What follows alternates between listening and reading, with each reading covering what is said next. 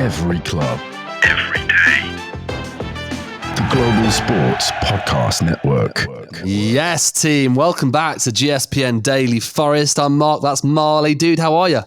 I am very good today, in fact, because I got a message on Twitter today. From a fan? No, not a fan. Something more exciting, I would say. From a date? I saw a Twitter account that I follow getting atted by a man who was saying he's from TMT Sport and he's trying to interview Forest fans on Monday. And Stuart replied to that tweet saying, if you need Forest fans, atted the podcast would be good for it. 2 hours 100%. later, I received a DM from him asking me to do it. And you absolutely should. You'd be great for that. Really I will be good. going down Such on a good Monday representative. and hopefully doing well. Yep. 100%. Great representative for the podcast. Great representative for Forest. And I think I absolutely champion you to do brilliant. And you get to be on TNT Sports, which is great. You can talk about the podcast, start your sports presenting career. And I think it's fab. Talking of good representatives for the club, obviously we all do the podcast. I think if I was ever going to get a role at the club, it would be scouts. And one of the players that I've been scouting for a long time, not necessarily for Forest, because I honestly never believed it would come true, is Matheus Cunha. We've talked about this a lot this week, various different presenters on the podcast, a lot of people in the media, Sky Sports, a lot of people in the club claim they don't know much about it. I mean, if we can pull it off, it'll be an unbelievable signing. I don't know how we'll manage to stay under the financial regulations for it. Rumours are that Marinakis is preparing a whopping club record bid. And, we've seen Cunha, when he's in form, when he's happy, He really pushes the team. He lifts the team, massive smile on his face. But when he's not, there's been antics this season. My only worry with this, and don't get me wrong, of course, as a Forest fan, being realistic, especially if other clubs watch this, we would be overjoyed to have him. I mean, we were buzzing to get Morgan Gibbs-White, and he's proven how good he is. Him and Cunha next to each other would be outrageously good. And I think some fans in the Premier League will go, yeah, fair enough. I can actually understand why you think you might challenge now with that depth. But if it did go wrong, hypothetically, do you think it would damage the dressing room? Because, when we got promoted from the Championship, one of the main things was Cooper created such a good relationship between the players and the fans. Came up to the Prem, was harder. Nuno's come in, done the same thing. That relationship, you look at Murillo and Wood, we had no right, even in second, to get Murillo to sign a 5-year contract. You can see how much people enjoy being at Forest. You can see the unity. You can see how much everyone loves it. And I've been watching that Welcome to Wrexham documentary on Disney and seeing the community that their fans have. And it reminds me of Forest, on a slightly smaller scale, but they're growing. And I think it's a massive win to get people like Murillo. So if we have someone like Matheus Cunha, if you can buy into it, fantastic. But if it didn't work, is it going to be really bad? Yeah, here's the thing. Personally, I think part of his current issue is his fans. And part of what he wouldn't have to worry about here is the fans. Because let's face it, Wolves fans can turn toxic. They hate Gibbs-White now, and players feed off fans, whether they admit it or not. They feed off fans massively. So when a club's fans are turning toxic, the players are going to turn toxic with it. That's probably what's happened to Cunha, where he's starting to show those traits at Forest. The fans will not turn against them, no matter what. Even with Taiwo underperforming, we're not turning against him. We're supporting him and just worrying about having to accept that he might not be back to his best. So with Cunha, he will know he's got the support of the fans no matter what. He doesn't have to worry about that. He can just focus on his game. Hopefully that prevents him from becoming a bad apple like he has at Wolves. I mean, I think the other thing is, if he comes to Forest and proves that he's even better than he has been at Wolves, with a team that are performing, doing well, gets more opportunities. If someone like Man United, Tottenham, Arsenal, Chelsea, Bayern Munich came knocking, Forest, I don't think, are the kind of club that would stop people leaving. Like if someone came in for Murillo, even though he's got a 5-year contract, if let's say, I don't know, Liverpool turned around for 50 million in the summer, we'd consider it. Like we're a club that, champion players, and Nuno especially is one of them that you can see he's a man manager. You can see that he cares about people, and it's so important. So it could be a good move. I worry that if the performance has died, if we fell out of Europe, touch wood that we don't, but if we did, I worry that his anguish would come out because, you can just see he just wants to win games. He wants to play good football. He wants to flourish, and he's not getting that Wolves. He's getting it frustrated. But if that did happen, or if for whatever reason, for the way we were playing, he was on the bench for a few games, would he get frustrated? Yeah, I mean, I'm hoping not. And the reason for that is look at the squad we've got in a way. It's like as fans are saying, all the players are so nice. It's like there was a man who met Murillo in a shop and didn't want Mm, to disturb him, so he just paid no attention. His son turned around and was like, "That's Murillo." And Murillo and his dad tried to stop him disturbing Murillo. Murillo turned to him and pulled his hood down. He's like, "Yes, I am Murillo. Would you like a picture?" So like yeah. our players are not afraid of fan interactions. They will happily Mm, interact with fans. And I think Elanga once a man stopped him in the street, chatted to him, worrying about disturbing him. Elanga then thanked him for stopping him to chat. It's like yeah. we've got such a 100%. good Yeah. group of players. They will. I think it'll be hard for people to get too frustrated because they know that they're with a good bunch. They Mm, all get along so well. He won't. I yeah. don't think he'll get frustrated like, "Oh, I'm not playing." He'll be happy for whoever's playing and just focusing Yeah, on and I trying to think get back I in. think the other frustration. I mean, I've met a number of Wolves fans over the years, and a lot of them have a great chat. A lot of them are, really good people. As with many clubs, we have every club has a sour apple, but a lot of the Wolves fans are great. Midlanders like us, and they just want to watch good football. But I think with Cunha, one of the things, and for me, I'd be the same. Is the owners? I'm sure they're trying to do everything with their best interest in the club. The fans aren't particularly happy at Wolves. As a player, you would think, if you're playing football, if you're smashing it week in, week out, you get to, the January transfer window and the manager's not going to get back with new signings. You would start to, have a wandering eye, wouldn't you? Yeah, it's weird because loyalty's just gone in football. Really, if you can see a club isn't going in a direction you want to Mm. go, there'll be no sticking around and thinking, "Oh well, I've committed to this club now. I guess I'm not going where I wanted to go." You search for Yeah. that move and you search for more money as well. It's Francesco Totti, I think, was the last player who will be at a club and just stay at that club through thick and thin. Be Mm. that club's Well, hopefully icon, that Marilla's club's that player. person. Fingers crossed Murillo's that person, but the worry is if Real Madrid come in or City come in, the money they can offer him, you can't turn that down. Like it's not Well, I don't even think if he we should. I wants to think stay if at we get Forest, if we get 60, 70 million, I think that's great business for us, and it's not as much even as Murillo's irreplaceable, we can that. sort a decent But squad out with it's that. if we want if Murillo wants to stay, like Murillo could want to spend his whole career at Forest, Hmm. but the sort of wages he could be offered by certain teams out there, he would be Mm. stupid to turn it down. And honestly, I wouldn't blame 100%. him if he took them. Yeah, and no, I don't think most Forest fans would just be thankful that he's got us to where we are. I think obviously being in the top four and with Maranaka's ambition, I think that's a massively attractive thing. And with the Forest players, same like watching this Wrexham documentary, another similarity. The owners have got massive ambition. Yes, all right, they're getting a documentary out of it, they're making money through Netflix, but the ambition is to get Wrexham to the Premier League. Maranakis said when we got promoted to the Premier League, I'm going to keep going until we're in Europe, and we're one of the best teams. We're champion in Europe. We're competing. And he's doing that. And I think, for a squad that is exciting. And that helps when Nuno's trying to push them. They're like, yeah, do you know what? We buy into this because, the team behind the scenes, the owner, are ambitious. They're backing us. They're pushing for us. We've got Wood on another contract as well. It's great. Another player we're linked with, who I think actually would be great for our dressing room, actually. I think he'd be a nice addition. Slightly older than Cunha, but it's Joan Visser. I mean, I don't think it will happen in this transfer window. I hadn't thought about him in our little transfer pre-January thing, purely because I was like, we can't afford him, but like 40 million. Hmm.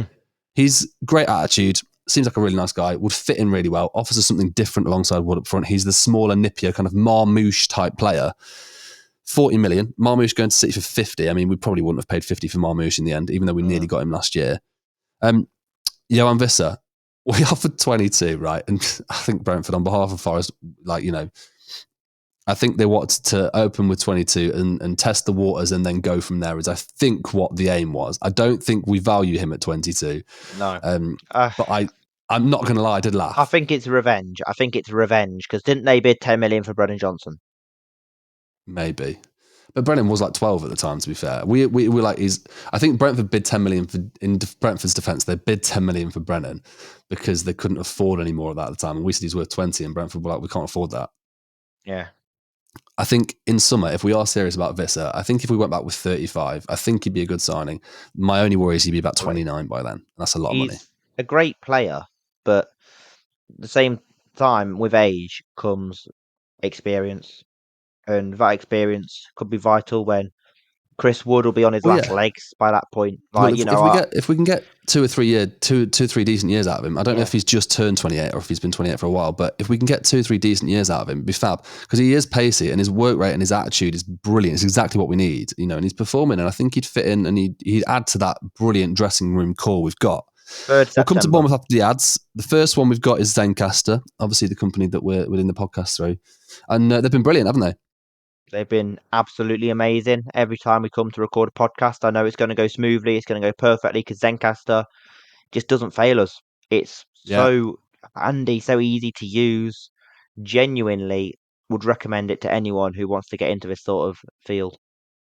Yeah, exactly. And I think, one of the greatest things is you can jump on a call with someone. And unlike other, calls online where you jump on, it cuts out the middle. So it essentially sounds like you're in the same room. It's great for podcasting. And if you're looking, for somewhere to record your new podcast, your new business, even like host meetings, it's a really great place to look at using. So it's something that we recommend. Bournemouth, difficult game. Very difficult. Bournemouth are like our bogey team. We And just we're can't always bad seem at to beat Bournemouth as them. well. It's like, yeah, it's like looking back at the last 4 seasons, how we've done against Bournemouth. We lost to them first game back at the City Ground after lockdown. Went to Bournemouth with automatic promotion hopes and lost from there. Then we We welcomed really Bournemouth back faffed to that our first game place. as well, by the way. That 3-2 first game of the new when That was they came so to us at annoying. 3-2. I mean, We were we 2-0 really up, wasted that. and I was celebrating that Brennan Johnson penalty so hard, and it hit me Yeah. so heavy when we lost that game. And then we did the same against Mm. Fulham the next week. Then we drew with them at Dean Court. Sam Sturridge last minute equaliser. That was Then called Dean Court. well, it's Vitality Stadium, but its actual original name was Dean Court. Yeah. It's hard to know all the new sponsor names now, isn't it? Yeah, and then obviously we went back to theirs last season, drew 1-1 after they came to us. And I don't want to talk about the game because of Willy Bolly, but 3-2 loss, Dominic Solanke hat trick. And this Again. season we've drawn 1-1 again. We went 1-0 up, Chris Wood, and then they equalised through Dominic Solanke after having a Semenyo. goal disallowed earlier. Oh, it was Semenyo. Oh, yeah, Solanke at Semenyo. Spurs, isn't he? Antoine Yeah, because Semenyo. Solanke was just about to be sold. I think he was on the verge of signing for Tottenham, and they hadn't quite Yeah. sorted Evan Nilsson yet. So first game of the season, Bournemouth still prepping, still getting used to it. First half, we peppered them. And we only scored once, and we paid the price. Semenyo is having a great season, to be fair. But first game, 86th minute, and I think a lot of Forest fans probably went, here we go again. Gone ahead, Genuinely, I conceded in the 86th minute. I personally think the game we would have won. We'd have battered them if Danilo didn't break his ankle. But because of that, the mood around the ground just went so low after that. The players will have been like traumatized, especially Murillo. I do think it would have been a bit of an off game because of that. Yeah. And if that didn't happen, we could have won quite heavily. Yeah, and Danilo's back now as well. He probably won't play on Saturday from the start, or tomorrow. But it's going to be tough. I mean, we peppered them in that first game, but I feel like Bournemouth, I would almost go as far as to say they're the informed team in the league now, aren't they? Even above us. It was Newcastle with 9 wins in a row, but now Bournemouth have decided, screw that, we're going to You beat say you that 4-1. Bournemouth beat them 4-1 at St So James's. very scary on that note. Very scary indeed. But Andoni Iraola was overly complimentary about Forest in his press conference, saying that we're a very good defensive team, we're very good away from home. So Yeah. Do you know what? I think Bournemouth and Forest as two kind of European teams next season, two different options from England. I think it'd be quite interesting to watch. Villa have been there recently, Newcastle, Brighton. It's quite nice to get a few more teams in there. And, if you can get the top 14, 15 teams in the Prem, all have had a few seasons in Europe, got a bit of bank, start to invest in their squads, the Premier League would be outrageous, mate. it would be I the mean, league yeah, at the top. they do look good though. I think I'd be chuffed with a point tomorrow, I think. Very. It's a point each way works well, is good. Both teams will take the point. A loss would be horrible but acceptable. A win would have me bouncing off the walls. Well, I think we've constantly surprised teams this season. We're absolutely capable of it. I think just as fans, you always look at the other team and go, "Oh, they've got danger." I mean, I always love fast-paced attacking players, and Bournemouth have got an abundance of them. I know we have as well, but chances are Hudson-Odoi probably not going to be fit. It's How long's he out concerning, for? but I've not seen anything about that yet. It's concerning, but I trust Jota and Sosa to do the job. I trust them. Fine. Would you change system? No. Interesting. So you'd bring Jota in to replace Hudson-Odoi then? Straight swap. The only systematic change I would make is the one we would normally make to a 5-2-3, but that still plays two wingers. And the reason I'd make it is in case you want to unleash the power down the wings. Yeah. They've got pace at fullback, though. They've got Milos One of the Kerkev. bonuses with having the system the same is if we do have Jota or Sousa maybe with pace, Sousa and Elanga on the wings, the bonus with that is that it then does counteract your Cliverts, your Wataras. Do you know what I mean? Like the rapid pace. I mean, they have some outrageous... I mean, we've got pace, but they're quick as well. Yeah, it's dangerous. It's going to be an open game, that's for sure. It's going to be it's going to be like a ping pong match. That's the thing. You've got two teams which play really fast football. It's going to be end to end. Bless you. Thank you. It's going to be as fast as that sneeze. Yeah, genuinely, I can see it being ball carry, open game, potentially high scoring, or a 0-0 because it's just end to end without any actual clinicality. Would you change it and go Jota and Gibbs White behind Wood to start off with, and then bring Elanga and Sousa on second half for the electric pace? That's a very good shout, and Yates in behind to kind of create that scrappy middle ground to stop their pace being used. Yeah, have Yates and Dominguez with Gibbs White and Jota in front. You know what I think bring could Morata be the in at the difference back tomorrow? You know what I think could be the difference tomorrow? Go on. Bournemouth have had striker issues this season. We've not. I think clinicality in our favour could be the deciding factor. I'm touching wood because I don't want you to jinx that. Stuart on here going, oh, do you know what I'd like in the FA Cup fourth round? A small ground. I think Exeter got through. Every single Forest fan watching that podcast is like, Stuart, man, you just give me the longest drive ever. So I'm touching wood that Bournemouth that they have those striker issues tomorrow. Because if they don't, I think it's not striker issues; it's striker non-existence. Yeah. Let's have a look. Yeah, well, maybe that. Hopefully they're injured. But, Semenyo their did step in. injuries are Tavernier, Smith, Hill, Araujo, Sensei, Scott, Unal, Evanilson, and Sinistera. Okay, that's good for us. They'll most likely have Dango Ouattara up front, which means for the second time playing us, they'll have a winger at striker. I think they'll put Semenyo through the middle. Well, then they'll still have Ouattara behind him with Brooks and probably Clivert behind him as well. Or Christie. I mean, it's not a bad team, is it? No. The only thing is if they get tired, they'll struggle. But they beat Bournemouth. They beat Newcastle 4-1, so they seem to be all right. And you know what? Like people say, the two M's are scary. I'm a bit worried about Zabanyi and Dean Huijsen. Especially since Huijsen's a centre-back who seems to be a goal-scoring centre-back. Yeah, well, it's those two against Murillo and Milenkovic. It's going to be a great game, actually. I think it's really going to be, hopefully it's a nice sunny afternoon. It'll be a really great game. Hopefully all the fans chill out and have a pint with each other as well. It could be a really fantastic, exciting afternoon. Advert number 2, obviously GSPN. We are the Global Sports Podcast Network. And, each day, if you want to log on, there's most of the time a fresh podcast for you to listen to. It could be Wildcard Wednesday, Tactics Tuesday. We talk about pre-game stuff. If there's a midweek match, there's usually one of them as well. There's crossovers, but there's lots of good stuff, isn't there? Yes, and you've got no shortage of content either. You've got Forest, if you're a Forest fan. If you're listening to this and you're not a Forest fan, welcome to the Thoughts Inside Our Heads. And your team, if you're a Premier League side, will be on here. All 20 Premier League sides are covered, as well as general sports podcasts like the Spanish Premier League, the Fantasy Premier League, Italian Premier League. And we've got big visions for the future with expansion and growing the company. Yeah. Welcome along for the ride. They've got a great women's team as well, great women's football team. So we cover a lot of stuff. I think there's a few championship teams as well, but I don't think it's the entire league. So we'll get there eventually. But yeah, it's great. And obviously socials, we're on Instagram, we're on TikTok, we're on loads of different places. So you can see what our faces look like, probably enlarged from Zencastr, but it's quite fun to see that. Although they can do that anyway, because GSPN are now starting to post all podcasts under one YouTube channel, which means you can find all our podcasts and all the content you wish to find under one roof. There you go. Exciting times. Right. I think we should finish on predicted lineups. Not our lineups. Would you like to start? Who we think Nuno will pick. Matt Sells will be in goal.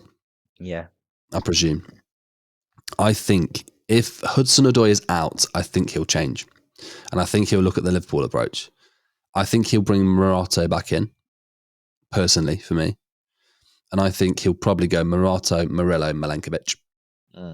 Because they're all quick enough and they're all big lads, which stops Sabani and Huijsen when they come forward. Yeah. Luckily for us, Billing's gone on loan to like Napoli or somewhere. And I was like, what? Napoli? But he's a bogey player, so he's gone. You want to talk about teams doing random things? Santos are signing Neymar as a backup option because their original target fell through. But if you told me 5 Neymar's years a Santos ago, boy, though. yeah, but if you told me 5 years ago that Santos will be a fullback option for Jordan Rhodes, sorry. If you told me Neymar Jr. will be a backup option, a fullback option for Jordan Rhodes. Amazing. I love The that. only thing Jordan Rhodes has on Neymar is he scored a 20-minute hat-trick at the City ground. Yeah, let's not tempt fate. Do you know what I mean? So Murillo, Milenkovic, Morato, the 3 big M's. And you said the M's scare you, but we're keeping him at the back. I think the fullbacks will stay the same.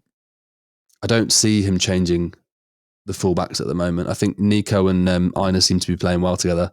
Yeah. Although, we really tried everything we physically had to throw that Southampton game away. Christ on a bike. Why we can't play it? It was 4-3 this little time before that as well. We need to be tighter. But I think that's why I might bring someone else in the back to mix it up. I'm going to go with Aina on the left, Nico on the right. Switch them back over again. Yates and Dominguez for the scrappiness in the middle. And then I'm going to go Gibbs-White. Who do I think he'll start? I think he'll start Alanga. Personally, I'd try Gibbs-White and Jota with Wood, but I think because of the relationship they've built up, I think he'll go Gibbs-White, Alanga and Wood, and I'm not against that. I think that's what will start. It sounds good. It sounds good. What about you? For me, I think we'll make 11 changes. Lee Camp will return in goal. Luke Chambers will return to centre back. Chris Cohen I filling in met at him at the left gym. back Nice for a guy. game. Who? Luke Chambers? Yeah. Class. I think the one to Who'd you look say out left for. back? Chris Cohen filling in at left back again. That's fine. As long as it's not Bong, I'm okay with that. I think the one to look out for is big Robert Earnshaw returning at striker. He's going to be a monster tomorrow.